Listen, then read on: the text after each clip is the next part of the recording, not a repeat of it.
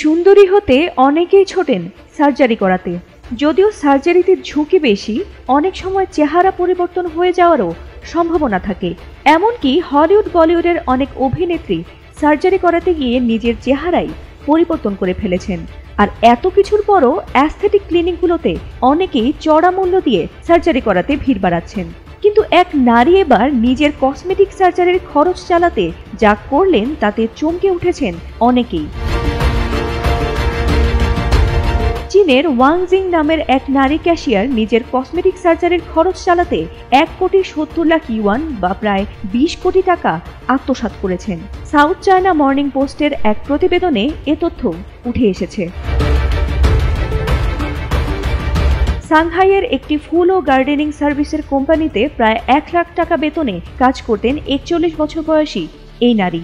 2018 সালে প্রতিষ্ঠানটির মালিক সু তার উপর ভরসা করে প্রতিষ্ঠানটির আর্থিক বিষয়টি তাকে দেখভাল করতে দেন। কিন্তু মালিকের আস্থার সুযোগ নিয়ে তিনি প্রতিষ্ঠানটির অ্যাকাউন্টকে নিজের ব্যক্তিগত ভল্টে পরিণত করেন। তিনি স্বীকার করেছেন তার একমাত্র লক্ষ্য ছিল কোম্পানির অর্থ নিজের অ্যাকাউন্টে সরিয়ে নিয়ে ব্যক্তিগত খরচে ব্যবহার করা।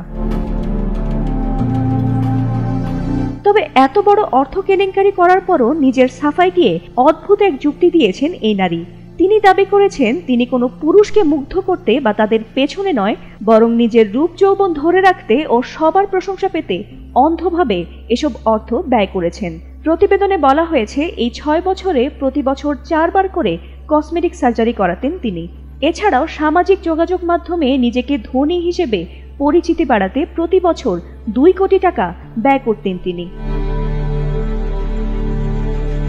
তবে 2024 সালের জুলাইয়ে ট্যাক্স কর্তৃপক্ষ প্রতিষ্ঠানটিতে হঠাৎ তল্লাশি চালালে হিসাবে গড়মিল ধরা পড়ে।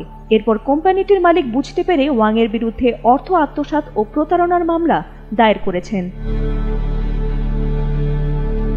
ফাতিমা সুলতানা, এটিএন বাংলা।